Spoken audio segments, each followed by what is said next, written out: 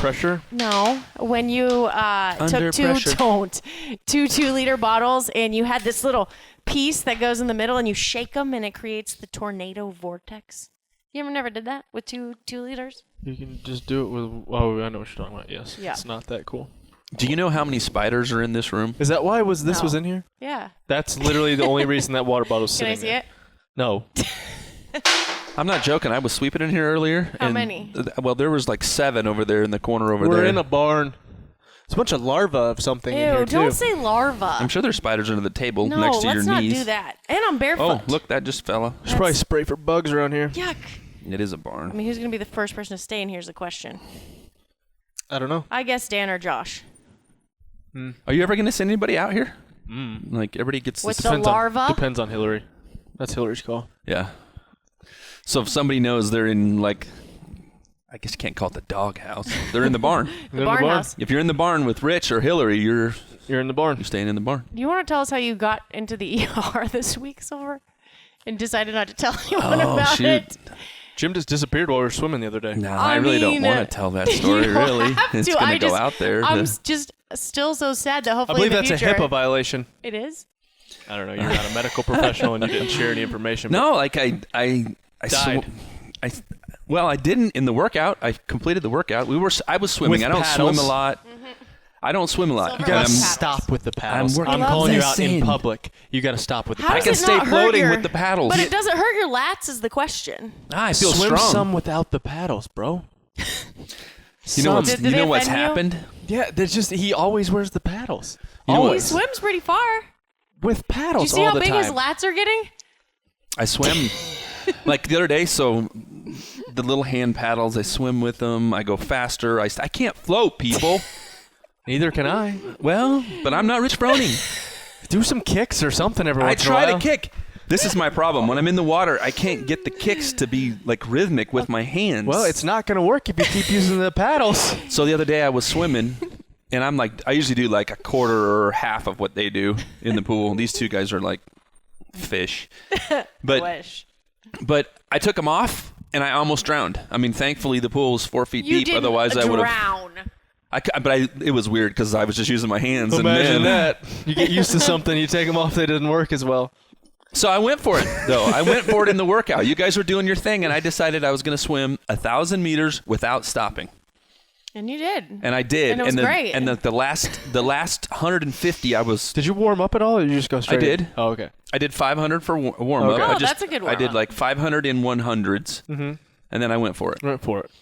And then I felt like a world champion when I got out of the pool. How long did it take you? Did you time it? No, I don't know. When you saw me leave, whatever that was, I was done. He was gone. And then when I got in my car, I was like feeling so proud of myself, and then I started having stroke feelings. This isn't funny. I don't know why we're laughing Like so my hard. neck but started now. getting really hard, and like I had a pain in my armpit and my chest right Right. here. It felt like someone was stabbing me. And That's really scary. And he didn't contact us. This is No? what I'm upset about. Like, well, I went home, and thankfully Kristen was there. Thank and she's goodness. like, lay down, take some fluids, you're dehydrated. And I started thinking about the last 3 or 4 days, and I haven't really been training that hard the last couple of 3, 4, 5, 6 weeks. and then I was going to go back to Poets, where I was working on mayhem mindset stuff. And I just went right for the hospital. I just was like, I walked in there. Like when I got to the little window, I like had to take a knee. And the lady's like, are you okay? I'm like, I'm not okay. Did they take you right back? They took a wheelchair and wheelchaired me back there. And So you didn't have to wait. no, and I wasn't bypassed. okay. I was dizzy and like, whoa. if you say heart or headache, you're Heart in. or headache, you're done. Well, headache, not as much, but heart for sure. Headache is stroke. Yeah, but well, I guess at his age, they'd probably think stroke. But if you walked in there with a headache, you wouldn't think That's stroke. not true. If you, At his age. I mean, that's serious. But then they did the blood test, and she's like, and all the heart stuff and all that. She said your kidneys are like shutting down. Like you need to hydrate. You like, almost killed whatever Silver. that test is. It's not my fault. You gotta drink some water. I actually even brought water for the first time too. I had some water like while I was swimming. Yeah. this is your fault. How do You I should've get blamed coached for him. this? Well, you know what? I Seriously. was 6 lanes away. Just You were kidding. closer to him than I was. I should have saved Silver. The Sorry, fir- I'll take responsibility. I killed you, Silver. The farthest I ever swam in my life was I was 19 and I swam a 500. So now I'm 49 and I went for 1,000. This is was that 30 years? Yeah. 30-year PR. 30 years, yeah. So I felt phenomenal other than I almost died. I'm telling it like that from here on out. We better not swim more than 3,500 because then we're going to, in 30 years, we're going to have a 30-year PR like Silver. No, You know what? You know what would be awesome? No. What would be awesome is in 30 years, if I was here to tell you I told you so. Yeah. But I'm so much older than you, I'll probably be dead. No, You're you 79. won't. That's not like even average old. age. That's No. not old. 79's not old. I won't even care at 79. I'll be like just in depends. Silver. When we're your age at this point, it'll be 19 years, so it won't be 30 years. I don't know. I just won't even care. Right now, I'd like to tell you, I'm told you so. Like, you know, when You'll be things are going. 69. Yeah. So did you know, so here's your fact today, that in Alaska, they're trying to legalize bear hunting with donuts and bacon. So in 2015, wait. Obama placed a law that you can't hunt animals with, I'm going to butcher You this. can't bait them? Something like that. I was But gonna say. apparently in Alaska, the bears like donuts and bacon, so they're bringing Well, that back. what bear wouldn't? Right. But I mean, what? I don't know about that. Yeah, so now, look it up, Wall Street Journal. I'm going to fact check. Wall check. Street Journal. I can bring it up. Look, right there. Interior Department. Department. The department. The Interior Department moves to allow Alaska bear hunting with donuts and bacon.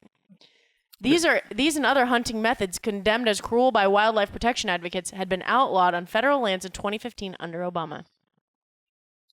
So, like, just right off the bat, I'm thinking that there's probably an over bear population, and Yes. they're allowing some hunting, and just because they're not just going to allow people to run around with donuts just gives and animal bacon rights and people more reason to hate I Trump mean, in too, my so, mind, Right. there's like picnic tables in the woods, and there's like these silver platters, and on the platters are some donuts, and they have like bacon on them, and bears are going up and sitting and just. Nope. No, that's That- not what's it's going to just That's happen. what I was thinking. No.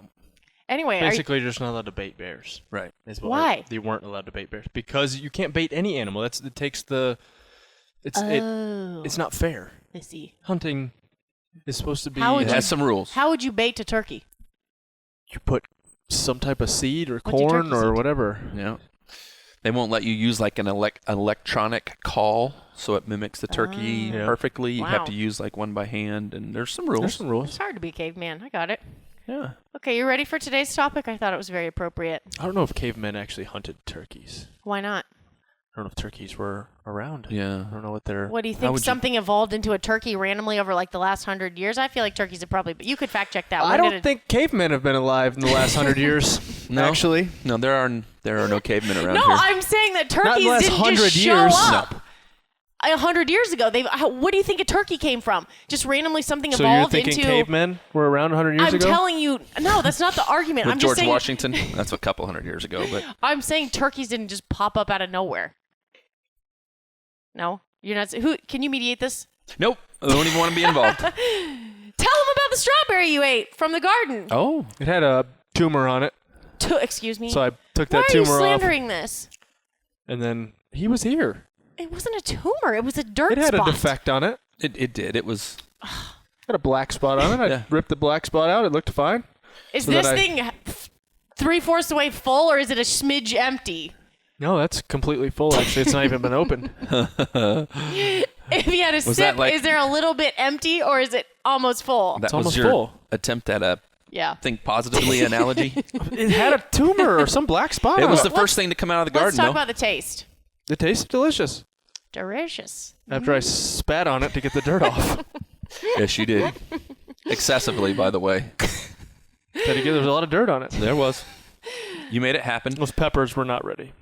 No. What did that taste like? You spit that out. Yeah, that was not good. They weren't ripe. It was some type of hot pepper. So we said I'm $2 But it was- richer so far. No, Okay, you- $1.75. He got a No. quarterback because the pepper wasn't ready. No, We're kinda the deal like- was you had to be able to make a meal from the contents of the Yes. garden. He agreed $2 earlier. No, Don't take this from me. No, I'm the mediator here. You guys can't make the decision on your bet. I You're was there to not witness the bet. He's not a mediator. You're like a one Wow. end of the spectrum kind of Nope. dude. Yeah, because you got to follow the rules. You can't be like, there was a. They is- almost won the game, so you get your bet back. No, It is his garden. it is my It's garden. no. Well, Who it's- said that? Whose No, land is this? It doesn't matter. I It's- planted it I with my guess bare it's- hands. You planted it. Who paid for it? Who tilled it? That's your We all fault. planted I it. said We that all I would- planted it. Yeah, you didn't just plant it. You weren't the only one that planted that. Are you kidding me right now? No, but I still think I should have some ownership. Oh, wow. No, we ain't getting into this. Swiss Alps educated, The old silver spoon. vacationing Gold on the spoon coast. And if you learned in law school about here we go. adverse possession, there's a lot of things in life you can adversely possess from somebody. You haven't Wow. been living. You haven't been squatting on this land. I don't know. You might have been. Oh, wow. No, that was Reffit. Oh, wow. She's the one that's naked and afraid back there, whatever that show is. Yeah, go back and look at that video. It's hilarious. Okay, so are you ready for this week's topic? No. Did you not eat a strawberry too, though? It was a very small little. So I was like waiting, hopefully, for that strawberry, and Rich comes up and rips it off, spits on it, and pops She it in was his gonna mouth. leave it No, until there- it rotted. No, Right. there had been no discussion. Yes, there was. You're like, I gotta leave it. Listen, sometimes So you then just I have got to this like little- seize the I moment. got this little puny thing that was like It the looked size like of it a was right, but fingernail. yeah, it wasn't barely a bite. It Yeah. was like a tooth. I How did got- it taste? Fabulous. But I only got a nibble, and you took the whole dang thing because you own the place. Ooh. Yeah, Okay. pretty accurate. Yeah. Today we're talking about pressure. Pressure. Since regionals is coming up. Yeah. Under pressure. Who is that, by the way? I started singing that when she said pressure earlier, but I yeah. don't remember that song. It's Under Pressure. Queen. Is it? Really? Well, it's the lead. Okay. No, I don't know. because isn't that the same? Vanilla Ice stole the beat. I don't know. We call those I years in might my be way life off. the Jesus years. Under pressure years? No, just there's this whole music period in my life where I wasn't allowed because of the religious home that I grew up in to listen to that music because I was going to go to hell. Oh, jeez. And so we call those the Jesus years. So if a song pops up, I don't know what it is. But That's it what was it the is. Jesus years. My Got it. wife will say those were the Jesus years. That's I'm like, yeah, interesting. it's like a black hole. I have no idea. At least we know that about your life now. Yeah. So, My service in here sucks. I'm sorry. You can use my phone if you need to. Pressure. Yes. So, when you're competing, both of you, football, competition, whatever, what's your self-narrative? I know, Rich, you always say you go quiet, but, I mean, at some point you have to be saying something to yourself. Do you have any go-to, like if in a circumstance where an event's like, say it's a 1 rep max or something that's like really, really taxing terrible, do you have a go-to thought in your head or not really? Queen, Under Pressure. That was good. Top Gun song starts playing in Ooh, my head. Yeah. No, I'm just kidding. Van Halen, that one? Which one? Danger Zone. Yeah. Danger Zone. I used to Okay. listen to that before Kenny cross country Loggins? races. Yeah, it's Alright. I thought you were talking about the one at the Hotter the one the at the end intensity. where he throws Yeah. the Oh, goose's dog tags, his dog tags. Yeah, at the Yeah. end. It's good. Yeah. Uh, Self-narrative. Do you have a self-narrative? Either of you? Not really, to be honest. I don't think. I mean, you're just trying to beat the person next to you or people next to you or... Yeah, but if it really hurts, it really sucks. Yeah, but are how you many saying- times in Not- it's training and not whatever, that. this I'm stuff talking- hurts I'm all like- the time. I'm thinking more of like big moments, like ones that like, in training or practice, it's hit or miss or whatever, like how you're approaching. I think that goes back to what we always talk about. That's just who I am. That's what Mhm. my B is competing. And so I think it's just in that moment, I'm not really thinking about anything else. I mean, yeah, before leading up to that moment, there's all kinds of things going through your head. You got self-doubt stuff going through your head. You've got, trying to talk yourself out of it. And then I think it's just when it's go time, it's go time. And when that buzzer goes off now that it used to be 3, 2, 1, go, but when the beep happens, just go to work. Kind of everything else goes away. I think that it's kind of funny because watching you in the competitive place, all that talk and all, it's very annoying to you. And it's super bothersome. Even I would be honest and say even mayhem mindset kinds of things that's not really something that you need as a competitor. Right. You're thinking about those things in terms of life and transitioning and those kinds of things. Those are the places where it's applicable for you. But in competition, there's a level where you can just be present and it's in your design and you just go for just it. thinking about what's going on, what your plan was, what your strategy was, if there's anything that has to change. I mean, I guess that's all I'm really thinking about. I'm not really thinking about oh man, this sucks. This hurts. Yeah. Before it, I'm thinking, this is going to hurt. This is going to suck. I don't want to do Right. this. Yeah. And then it's just kind of like, flip that switch. It's gone. It's really interesting to talk to athletes, different athletes who are going to participate in the same event, whether it's football, because there are guys and gals who could just go do it. They can just be present and get after it. It's part of their nature. And then there are other athletes who really have to talk themselves to the right space to be able to get themselves in the spot where they're present, and they can do that. It's just kind of different for everybody. CrossFit's been different for me because I've come to CrossFit later in life, and I have to think about it a bunch more. Yeah. And so I do work really hard at the skills in my mind, but football for me was a different deal. That just came when you went out there. Yeah. But then there were years of working at it to get to that spot. So I think it's hard for me too. I guess being on a team is like knowing that different people have different either motivations or need different things. Like, I mean, you listen to Hewitt all week. Well, we got to do this faster. We got to do this. Yeah. We got to do that. We got to do that. And you're like, Hewitt, stop. Yeah. Like, you're making it sound like you're freaking everybody else out. Like, And it's not. keep that in your head, because we're doing practice in the workouts. He's like, we're slower than when we get out there, we gotta go faster. And when we get out there, we Yeah. gotta go 10 more feet, and it's gonna be another 15 seconds, and then you gotta add That's 10 how more his feet, and brain you're just works. like, Whoa. relax. No one even thought about that. Relax. So I heard you talking to him, and because I was sitting out there, and then it was cracking me up because what does he do for a living? He's a strength coach. He's a coach. Yeah. His design is to break it down for people and to give them steps and so you were I mean, it was good. You're like, hey man, stop. Stop. Yeah. But that's not what you needed. No. But his brain. Yeah, that's what he needs. And you're really, by your own admission, not a great coach. No. That's not what you want to not really what I wanna do. yeah. And he really is. Yeah. He can stop and walk somebody through it. So it's crazy because you got these two different bodies that can really do the work. Right. But what they need in the present completely moment different. is completely different. Yeah. And that was the hardest part for me when we went to teams, was also the female side of it, because sometimes you can't be as vocal or as you can't push girls. Some ladies you can, but some you can't push quite as hard, and you have to kind of just, hey, it's all right, we're good, Yeah. Well, it's like we're talking about. You don't really want to talk about it. Right. That's annoying. Right. Let's go. I have, and this is not bad on you, but I don't mean this in a negative way. That's what I'm trying to say, because people are, Yeah, but I've seen you push people out of the way. Yeah. When they got in your way in a competitive environment. Like, you've got into that space where it's just nasty and we're doing work, And in general terms, there are outliers that are different, but females communicate. Yeah. And they need community. And that's how they arrive at this space where they can be super competitive. See, when you put the mix of somebody who's not really going to communicate a whole bunch, and we're going to go to work with somebody who, and listen, you're on the side of really needing to communicate. Yeah. You got to work hard to really learn each other. Luckily, that first year James was here, and he was better with the communication. He'd been on teams before and was better with the communication side of stuff. So Yeah. But it's also knowing people. I mean, it's like, it's funny. Lindy mentioned it the other day.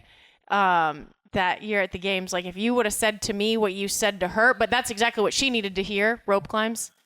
Oh, yeah. Yeah. Rich told her not to miss another rep. Yeah, well, she got no rep. Yeah. And in the setting, I'm thinking, hey, don't waste a rep and get no rep, because you're wasting your energy, and two, you're wasting our time. Right. And I guess I didn't say it quite. No, but that, she needed it that way. Like, I'm just saying, if you had said it to me that way, Yeah. I would have been like, oh my gosh, he hates me. I'm like, basically, I said, don't miss another blank rep. Right. and she was like, oh, okay. And she never missed another rep. I didn't mean it like, hey, you suck. Yeah. Right. Don't miss a rep. I meant it as, hey. Right. Yeah. It's just, you're like, let us, and I think I might have said, hey, if you're going to miss another one, let us, but it was something to that effect, but yeah.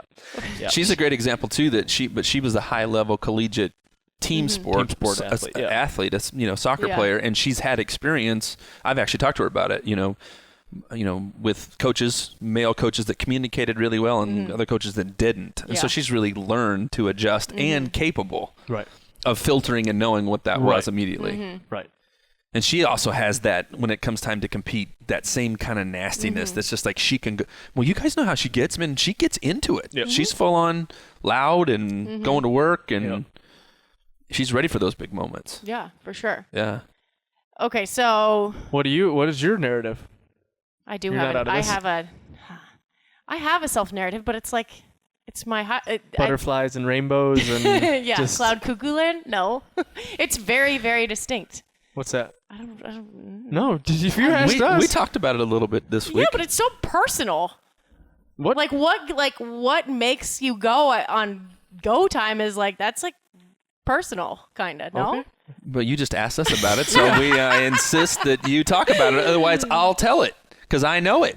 See, but like I guess my... Here's what we need to say, and I want to say to you, because this is super important, that you're very unique, and in a good way. Mm-hmm. When it comes time to compete, you have something that's super special. Yeah, she's super competitive. That a lot of people don't have, but how you get there is interesting.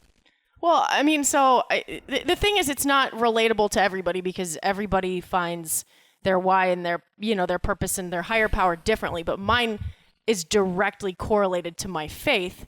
And in those moments, every single time, I always say to myself, you're stronger than anything you could ever imagine because it's coming from your strength. And it's that Bible verse, and it is just, I can see it, I can feel it. And then I just always say for his glory. And then I literally channel those two things every single time I'm ever in a big moment. And it's just done. Gave me goosebumps. Just gave me goosebumps. Because but it's different for everybody, you know? And that's just really personal to, that's like one of the most personal. Yeah. And now everybody knows it. Oh my gosh. You know what's really cool when you break that out though, because obviously the three of us have the why, if you want to call that. Mm-hmm. We all have that kind of in common. Right. There's this very clear set of values. Your falling off the rope story is very clearly that way. Yep. You readjusted why you were doing what you were doing. Felt like you won championships because of that. Right. That gets you to that moment, the present moment. And in the present moment, you can be all in, get into flow, and do all the things that the psychologist would want to break apart. Right. You're the thing from the outside that's super cool about you is that you're like when the lights go up and the pressure's on, that's where you excel. Right. Like you can do things actually in competition that if the motivation's not right, you can't do in practice. And I don't mean that in a bad way. No, it's just like 100% true. You're a big time gamer. Like if it's going down, you're going to be there and you will show up. Well, it's not about me. That's why I always go to that place because I can. But it's crazy though, because think about it. Some people in those big moments, they crumble. They have they can't do it. That's the part that just shreds them and then they're done. But you're the exact opposite. If all those other things are in order for you, family, community, faith, all that, you feel great about that and you're thinking clearly, the lights go on. Shoot, man, you have the same look in your face that he has. It's just you guys got there completely different, Because why are you doing it? That's the question. There's so many people out there that it goes back to your story that you always share long ago. Why were you doing CrossFit in the beginning and why were you miserable when you came home after you got second? Because why were you even doing it in the first place? Exactly. To be real, to look good in a bathing suit, right. Okay, you won, hurrah, then what? Nothing. What kind of role model? And again, I see. I'm just going down the rabbit hole. It's fine. That's Everyone's good. different. That's fine. That's awesome. I mean, I think it's always the bigger than self. I mean, when you look into psychology or sports psychology, they tell you to think of something outside yourself, and then that's what it always comes back to. Yeah. There's the clash of the cultures. There's the win at all cost. Success and winning is the focus, and then there is the positive values piece. We're gonna win because of our values, and winning is a byproduct of that for what we believe in. Which are two, and you look at that in our culture, they're two very different ways of thinking, and we see that very clearly in the culture we have. Well, right now. and that's why they go back to, and it's even the coach that you often share stories about, of why a great team has nothing to do with a bunch of talented people. You do it because you're competing for your team and your group, because you've created that, cohesive unit, culture, family, whatever that person does. What you said about the whole self thing is huge. Yeah. That's really fundamentally everything. Even if we're thinking about physically, we don't care about how we feel. We don't about the pain, about the hurt, all that. That's outside of self. Right. And then for sure, why we're doing is outside of self. Right. The sacrifices that we're making, it actually has to cost you. You are giving up something of yourself in that. Yeah. In that space. For sure. So this was a whole long thing on pressure, even though I feel like crushed the pressure topic. The 3 characteristics of pressure when the outcome is important. 2, when the outcome is uncertain. And 3, when we're responsible for being judged by the outcome. And, Wow. And so if you go back, everything goes back to the cavemen, and I know how much you guys love that. But They said. Somebody said that. We need a shirt that just says, who is they? Yeah. Hashtag who is they? Somebody, they said, turns on a chemical cascade in the cavemen. What it goes back to from a chemical standpoint is survival. Because when you were under pressure back then, You were going to die. Yeah, they say in caveman terms it was something about wanting to pass on your genes or something on top That's of what they say what fitness is. Yeah, on top of being loved, respected, and they say you get tunnel vision because back from the caveman standpoint, you were trying to survive. Yeah, Basically. like a hierarchy. Yeah. A hierarchy of development. Like the bigger, the faster, the stronger, survived, got to make babies, their kids on. made it and lived on, and the ones that couldn't didn't. So technically, that's what they say that goes Right. back to. But I mean, if you talk, like, if you're thinking about evolution and all this, I still always wonder if all this stuff really goes back to. I mean, it seems like it does. I think it does. It's called a hierarchy of dominance, and there's cultural evolution, and they're like actual dudes that study that. And Well, I mean, and all these, they just keep saying all of that. I just want to know who they is. yeah. I think this was like a Harvard study, I want to say.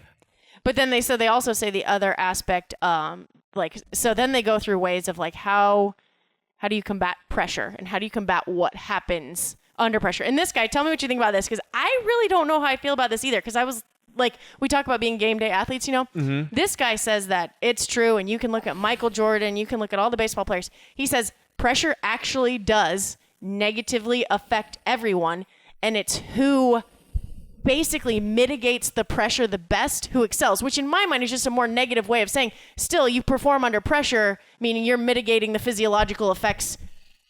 You see what I'm saying? 9 times out of 10 compete better than I practice. 9 times out of 10. I feel the same way, so I don't In really. high school, fastest times when I ran 40s or anything like that was against somebody. I could always jump higher if I'm going up for a ball against somebody. See, Think I back agree to with CrossFit, that. I've PR'd. Every time I've ever lifted in front of people, I've PR'd. I mean that I 100% agree with that. I didn't really so I don't agree really with. know. I don't. Yeah. But anyway, so he studies pressure and like the physiology behind it, and just goes through like how if you're someone that struggles with pressure here, like he's going through some of the scenarios. So one of the other one is like he says one of the things people struggle with is terminal uniqueness. So if you think you're the only Just one, like everybody else. yeah, and if you think you're the only one feeling a certain way, then you tend to not, like, we'll say like the handstand walk course. So say you watch, if we're in a group together and no one's done it and everyone goes through it, you're like, oh, this is easy. This isn't a problem. If you're in a gym that no one's done it and everyone keeps failing, you think that that's Normal. right. And so if you're unique and you think that you think you're the only one struggling here, then you feel pressure more, you struggle more. Yeah, it you makes have to sense. appreciate that everyone. Yeah, I mean, if you're the best in the gym and nobody's ever pushing you, you're not going to feel any pressure. Right. Yeah. And if you're the one that's getting beat all the time, So there's a difference between fear and danger. Mm-hmm. Fear lives in the future. Mm-hmm. It's never in the present, right? danger's in the present. But danger's right now. Okay, so like fear, if you're afraid of something and you're conscious, whether you're conscious of the activity or the coach or the people around you, it releases a chemical in your body and you play small. It's a depressant. So one of the things you want to do is be really clear about, are you afraid or are you in some danger? Mm-hmm. So a lot of times with athletes, so what's the worst possible thing that could happen? Right. Are you in any danger? No. Yeah, CrossFit carries some inherent danger, Mm-hmm. but you're not going to die today. Yeah. More than likely. More than you know what I mean?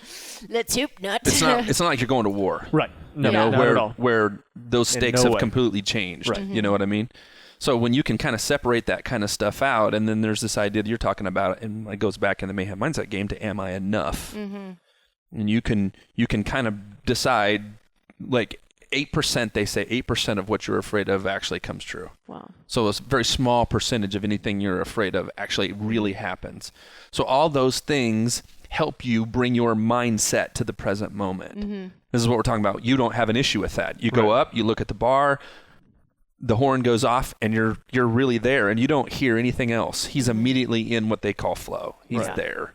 And so being able to get yourself, like some athletes struggle like crazy for those first 10 minutes up, they're just so nervous, and so what's happening? Their pulse rate's going through the roof, and their heart rate's going through the roof. And they're using all of that energy and all of those. Yeah, you're losing your fine motor skills. Yep. You're physiologically literally going to struggle because of what you put maybe yourself adrenaline dump. Maybe something like that happens. So what do you got to do to get through those 10 minutes that gets you in the present? And that's what we're talking about. It's different for everybody. So I like to think about, well, what are you in any danger, or are you afraid? Right.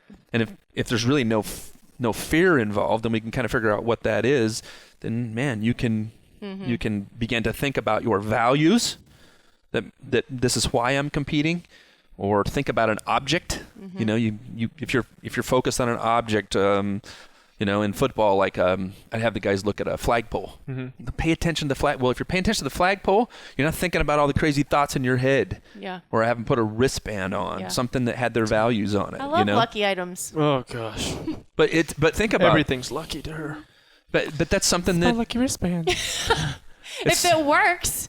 It's something that it's not necessary for you. I don't use it, because that's more of a distraction than it is a benefit to you. You know? probably have like lucky underwear you've worn for like 13 years. You probably just in the closet about it. It's fine. I don't think my underwear lasts 13 years. Especially not CrossFit.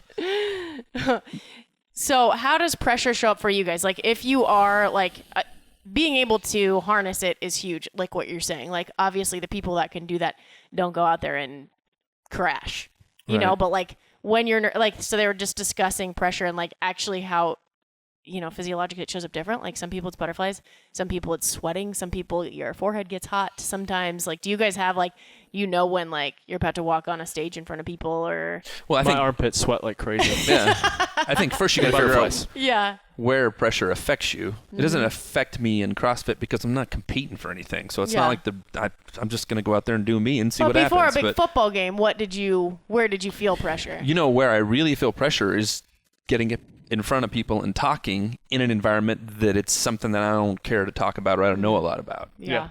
You know, that, man, I don't like to do that, you know. But do you physically, do you physically feel it somewhere? Yeah. For my sure. armpits sweat. I don't feel it, but they sweat. I don't feel it. Or my leg will start bouncing.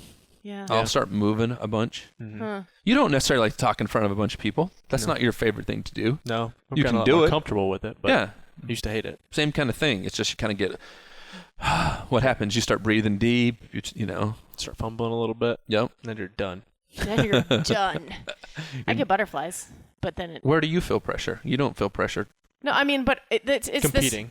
Well, so what they're saying though is, I mean, this is just like knowing your body, and again, it's like how you respond to it. But like, I have the exact like, I feel the flush of energy and butterflies straight to my gut. Like every single time, like right there, I'm like, yep, time to go. Huh? Time to go what? Win things. Oh. I'm hoping. You're trying to go poop. What will poop? It's fine. What will happen? Like because you guys have done this whole, you know, we got regionals a couple of days. You've done that a lot. Will you feel a bunch of pressure for regionals? You get nerves. I don't know about pressure. I mean, nerves, obviously, right before. I mean, you start thinking about, this event, and then you get the little bit of butterflies, and it goes away. Mm-hmm. Yeah. And then, I guess, after the first event's over each day, it's usually pretty good. Yeah, then you're super, like, it's into like you're it. calm. Like you just after like, the first event, every day. Like, yeah. It used to be when I competed, it was the whole week. Like, when I first started, it was like a month out. I was literally just nervous wreck. Jeez. And then it was like, the next year was like 3 weeks out, and then it was 2 weeks out, and 1 week. Now it's just like whenever the day of. Or if I start thinking about like, that event, and I'm like, that one's going to hurt. And I'm like, oh. There's a lot to do with having done something too. Like when things are new, we feel a different kind of pressure because we're not accomplished at it. Well, you know, that's like, experience is a real thing, you know. Tasia, I was talking to Tasia, and she was saying, because it's not her first time CrossFitting, but she's new on the team, and she doesn't want to let you guys down. You know, so she's got some nerves that are a little bit different than what you guys would have. Right. Yeah. And even Ted was like, we actually talked about, he asked me about this the other day. He's like, how do you handle pressure? And we started having that conversation. And it's different. And it's because it's new for him. You know, he's never experienced regionals before. He doesn't have any of that, you know? Well, they say like, so again, back to the whole physiology side of it, if people are at all interested, is if your body is in crisis, you go into vasoconstriction. And if your body is seeing an opportunity, you go into vasodilation. So which is going to affect an athlete and which is literally dependent on your mentality going into it, you know? Yeah. If you go in fearful, your body, you're actually constricting your ability to perform in that regard. You got to be able to breathe in CrossFit, period. And you're going to do as well as you can breathe, for sure. Right. Mm-hmm. So if your pulse and your heart rate and your respiration rates are through the roof, you're kind of done. Done for. Oh, you know, for sure. It's not going to happen. What do you guys think about the quote, "Pressure is a privilege"? There's so many quotes that I know you don't like quotes, but that's a thought. That's an idea. Is pressure a privilege? Like, what do you associate with that sentence? I mean, if it shows you're alive, you get to compete at something or whatever you feel pressure on. If you without does that feelings quote make or you want to win? emotions, you just it didn't mean like there's that. no reason to live. I mean, really, it's another opportunity to prove yourself. Yeah. You know, to compete is another opportunity to live in your B. And if that's your B. Yeah. Well, your B. Yeah. Oh yeah. And yeah, if you want to look at it like that, yeah, I guess, yeah, that makes sense. I hate quotes. I know. Sorry. I meant to say, it didn't mean to say quote. I meant to say idea. I apologize. Yeah. Yeah. I got a DM from a guy the other day, and he was saying he's got all this crisis in his life, and it's big time, like wife's leaving, like. Oh, jeez. And he said, I went to motivational kinds of people for the answers, and I can't find the answers. You know, you're not going to find it there. No. Yeah. Figure out yourself first. You can say a lot of things till you're blue in the face, but until you really understand who you are and why you're doing what you're doing. Yeah. That's falling off the rope. That's what made that your greatest moment of opportunity, your darkest hour. That's what made it so impactful in your life, because it was failure. Mm-hmm. Based on the standards that you set after that, it was failure. Right. But when you reorganized and you knew who you were after that, it gave you that platform of strength to compete for. And so when there's a lot of people out there doing the motivational kinds of things, and I just hate it. Yeah. F and do this and charge there and do this and all this, blah, blah, blah. It's just a lot of emotion. Mm-hmm. Yeah, once an emotion's gone. Yeah. Then what do you got? Nothing. We talk about emotion being a great fire starter, but empty quotes. Energy based on values, creating energy based on who we are and what we believe. So you talk about like fear and danger. How do you parallel that at all too? So they also talk a lot. Here we go. Yeah. Also, Gregorian monks. I'm sure that's who they is. I want to know how many times we say they. Probably a lot. That would be the hashtag. Figure out what hashtag Gregorian day. monks were. No, I was waiting for you to bring that one up. back. Gregorian. But they say they. Sorry, gosh. Priest named Greg. Such thing as Gregorian monks. What? They say what? Keep going as he's Googling. Anxiety and excitement are the same part of the brain, so the only difference is the narrative you place along with it, and that obviously affects your performance. So literally, anxiety and excitement light up the exact same part of your brain. So they say if you're on the starting mat and you're feeling anxious and you freaking yell or say, I'm excited, your body's going to go to excited as opposed to fear. Does that relate to any of the stuff that you've studied or learned? Well, based on what apparently proven, I don't know. Based on what we believe, and what we're talking about and what we're creating, this idea of really understanding who you are and really understanding what that is prior to that moment of competition is really important. If I know who I am, I know what I believe, I understand that why in my life, that puts me in a really solid position when it comes time to compete. Right. And then the competing, you don't even need. No, the competition part just becomes it's the it's the task, and I want to approach every task in my life knowing who I am and what I believe and knowing that I'm good enough and here's why I'm doing what I'm doing. Yeah. That is what you, in essence, have been doing this whole time. Right. Gregorian monks have something to do with music, Music? not What did you say it was genetics. about? Oh, well, I don't know. I'd never even heard of it before you said it. So Yeah. Lots of the athletes that I've worked with who really struggle in the big moment don't have the answers for these questions.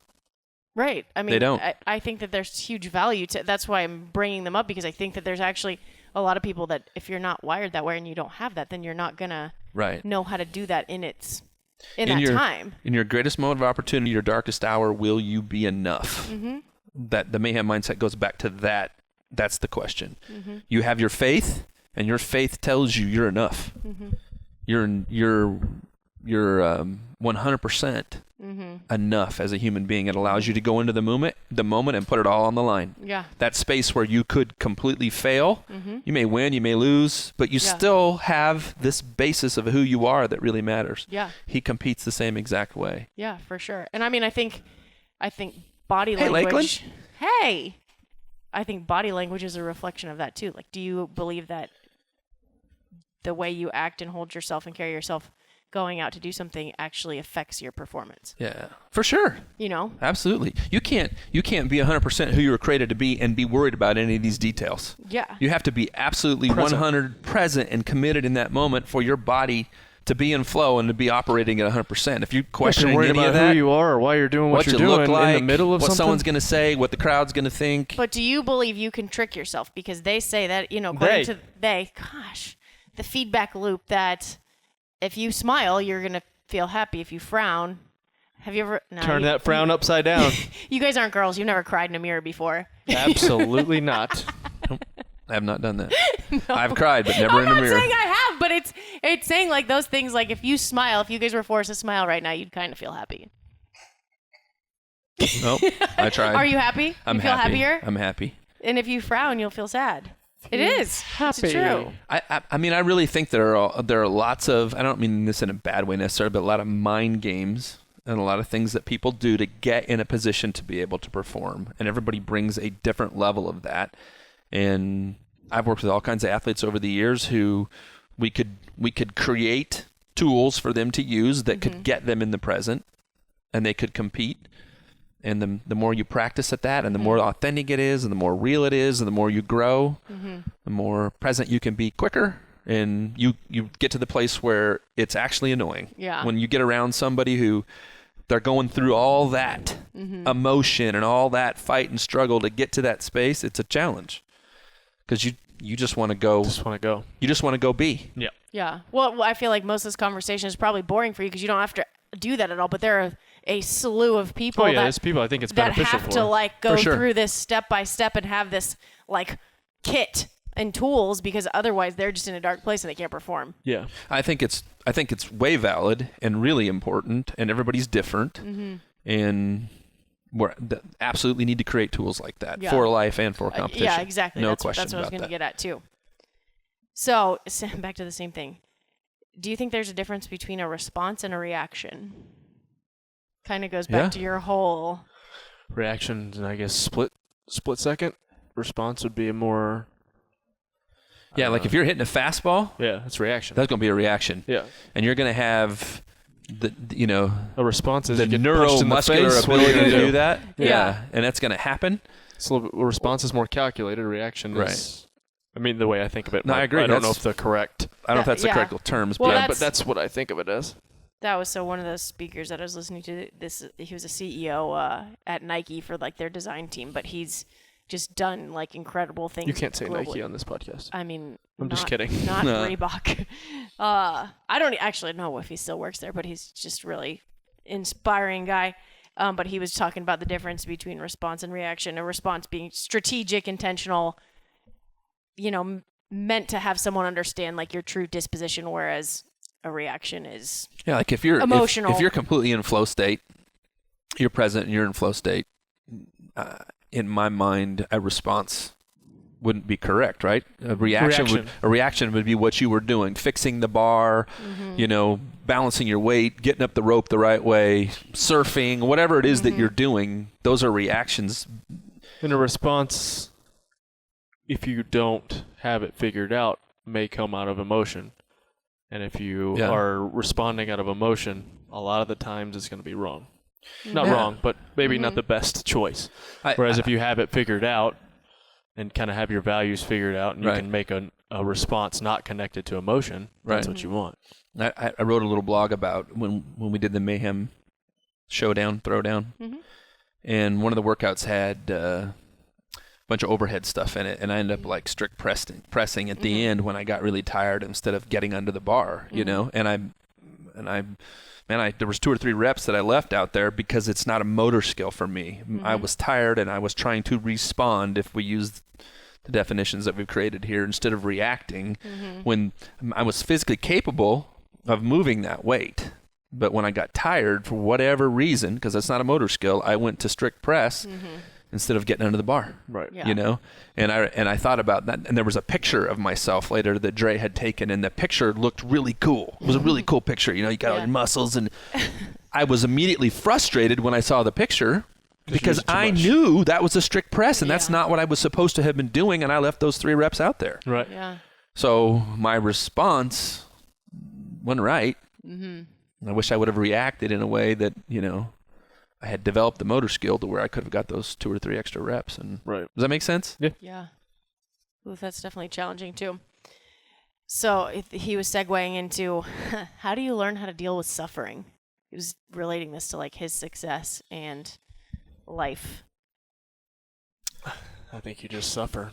I mean, it depends. Like in exercise, there's a difference in exercise suffering, physical suffering, and emotional suffering. Those are 2 different things, and I mean, I don't know how you get better at emotional suffering other than try to look at the positive. And you know, I've never been to any type of like boot camp or buds, but I hear all those guys talk about take it a day at a time or take it a minute at a time. You can't look at down the road. You got to look at what's in front of you and get through those obstacles, which, I mean, I guess in some of the stuff that we do, there's a part of that, but I think physical suffering is way different than emotional suffering. Yeah. You hear a lot about what he just said about your mindset has to be completely set on the present, because in this, you have what it's going to take in this present moment to be okay. And the second that your mind's someplace else, you're in trouble. Yeah. Suffering in my life, that's where I wrote my code. When I was suffering in the darkest moment of my life, I went through a process of figuring out who I was and what I believed. And the only thing that kept me from going under was, wait a second, I believe in fight, work, hope, faith, team, family, excellence, purpose, responsibility, love, and freedom. Those are the things I believe in. So tomorrow I'm going to get up and I'm going to fall forward. Yeah. Because that's all. I'm just not going to fall backwards. I'm going to fall forward. And so it's going to hurt. It's going to stink. This part of life sucks. Yeah. You know, it was the worst. Yeah. The worst things that could happen to a person were happening to me. So I went to figuring out who I was. And that's how I handled the emotional stuff in my life. And because I knew this is what I believe. So I'm moving forward. Yeah. Period. The physical stuff, it's just part of the game. Yeah. Yeah. You know what's going to happen. You guys know that. Yeah. You know you're going to suffer. You know it's going to hurt. And actually you kind of like it. Nothing purposeful in life ever happens unless you do something hard.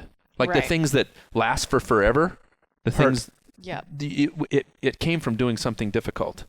And then maybe even one step further, it came from making a sacrifice for somebody else. So and I think that's why the CrossFit community relates so much to the things that we talk about in some ways, because CrossFit is inherently hard. It's difficult. You're going to come sweat. It's going to absolutely hurt. Yeah. And you're looking forward to it.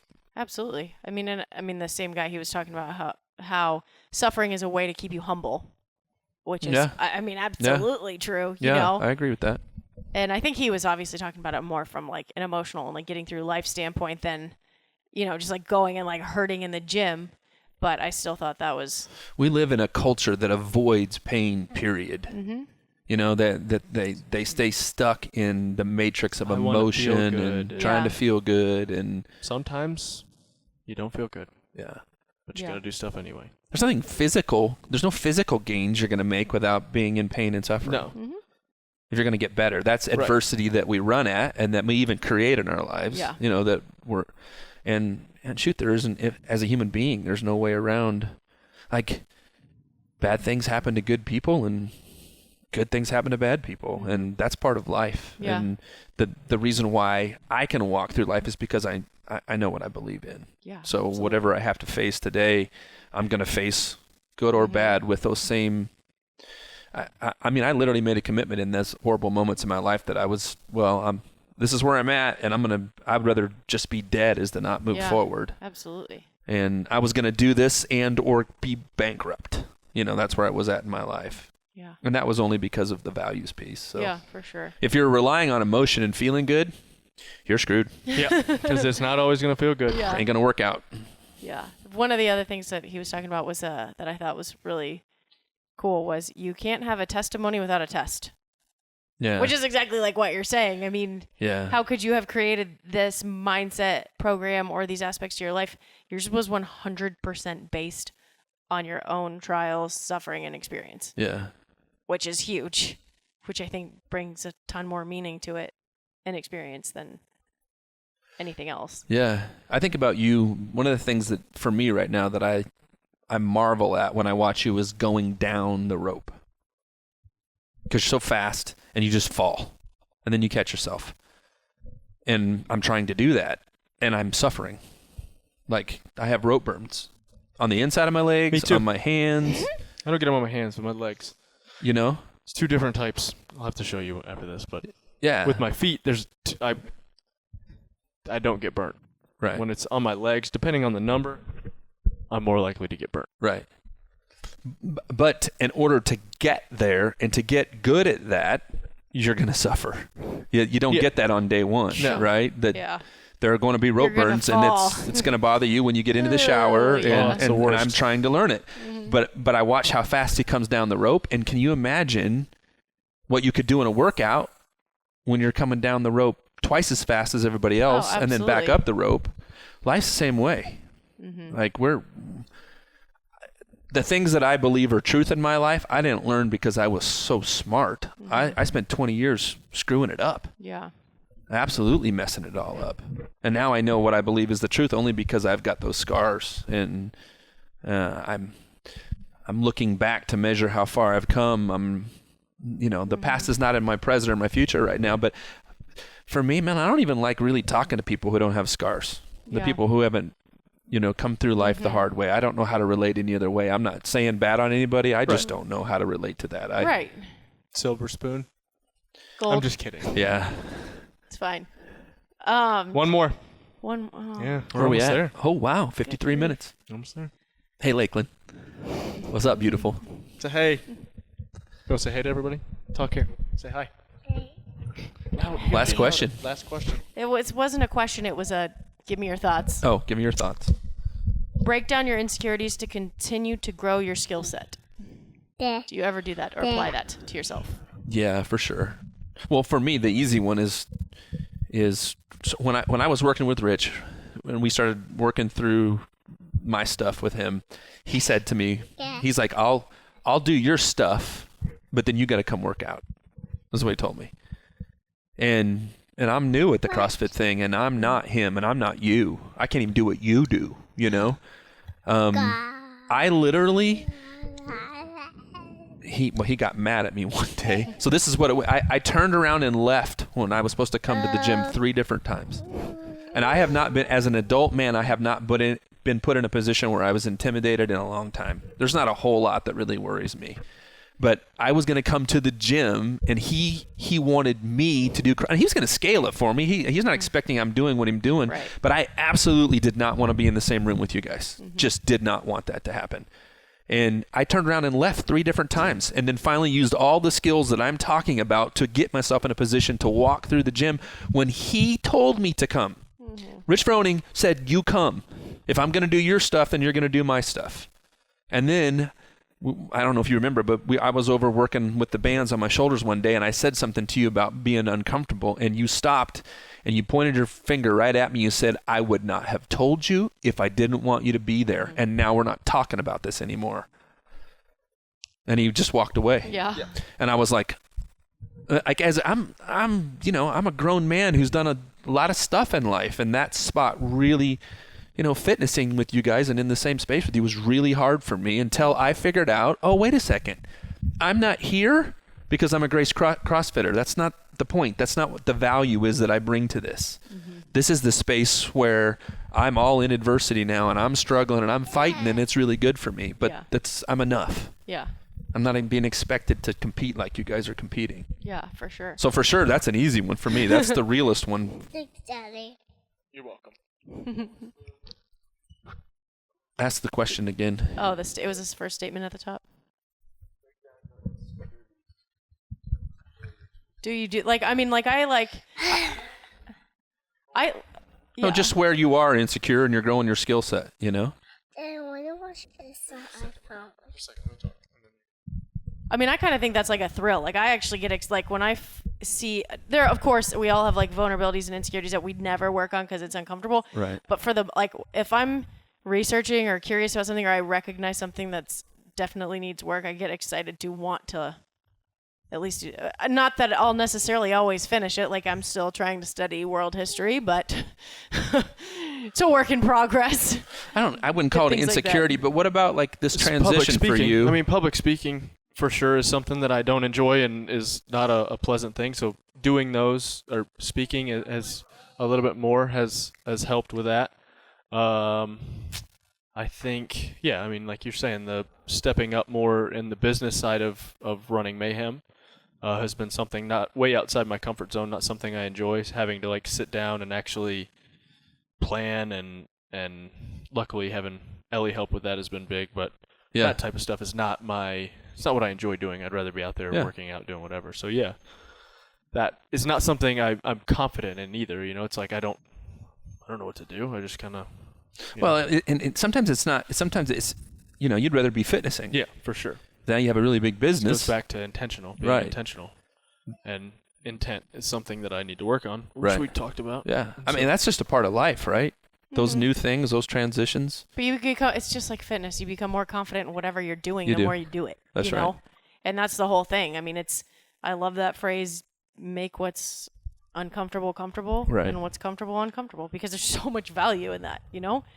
You do those things enough, whether it be business or fitness or whatever it is, and it's easy and you have confidence in it. And one of the things that I think is really important in this regard is to take purposeful risks.